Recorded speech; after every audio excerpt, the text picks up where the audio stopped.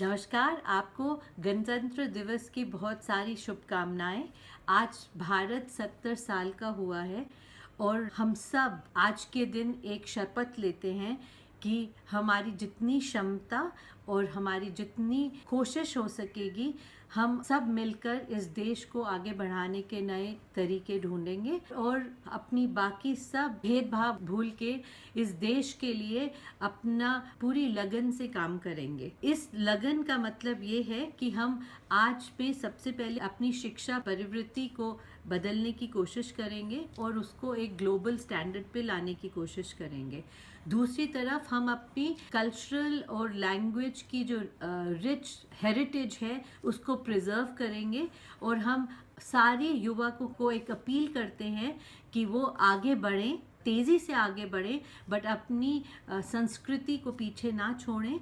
और उसके लिए हम सब को एक कोशिश होनी चाहिए कि हम एक नए नए प्लेटफॉर्म्स बनाएं जहां यंग लोगों को हमारी संस्कृति की तरफ एक एक्सपोजर हो और एक इंटरेक्शन हो। मेरा ये मैसेज सबको ये है कि 70 साल पे भारत सबसे जवान है और सबसे ज़्यादा क्षमता रखता है विश्व की सुपर पावर बनने के लिए।